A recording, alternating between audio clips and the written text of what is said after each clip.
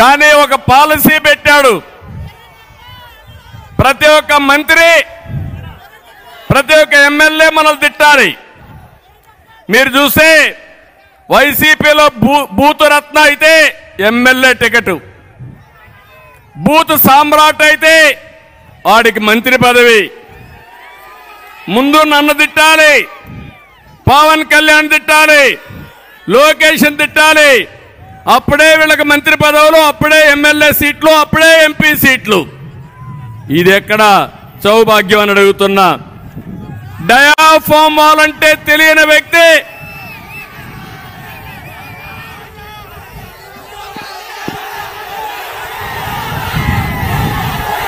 Okay, హుషారుగా ఉన్నారు మీరు.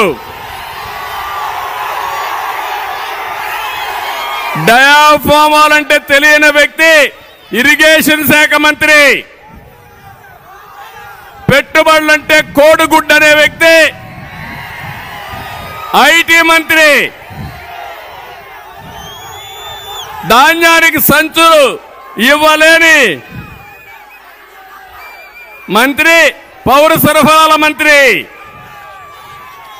కోర్టు ఫైలు లేపేవాడు వ్యవసాయ శాఖ మంత్రి, గనులు మింగేసేవాడు గనుల శాఖ మంత్రి, క్లబ్బుల్లో డాన్సులు వేసే ఆవిడ మహిళా సంక్షేమం కోసం మాట్లాడుతుంది.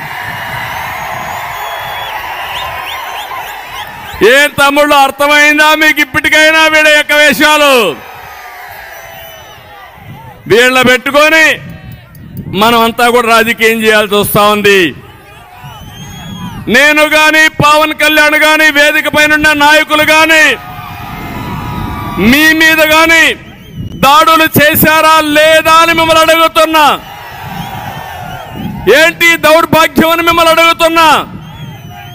అంటే రాజకీయాల్లోకి వచ్చింది మన మీద దాడి చేయించుకోవడానికి అని మిమ్మల్ని అడుగుతున్నా.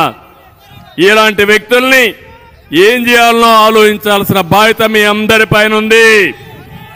నేను అడుగుతున్నా ఈ కుండే వాళ్ళందరినీ, బీసీలు ఉన్నారు, మొన్నే ప్రవేశపెట్టాం జై హో బీసీ అని. బీసీల కోసం ఒక ప్రత్యేకమైన కార్యక్రమం తెలుగుదేశం పార్టీ తీసుకున్నది.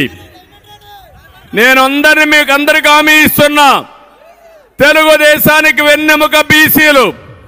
ఆ బీసీలకు ప్రత్యేక ప్రణాళిక తీసుకొస్తాం, న్యాయం చేసే బాధ్యత తెలుగుదేశం పార్టీ తీసుకుంటామని బీసీలందరికీ హామీ ఇస్తున్నా.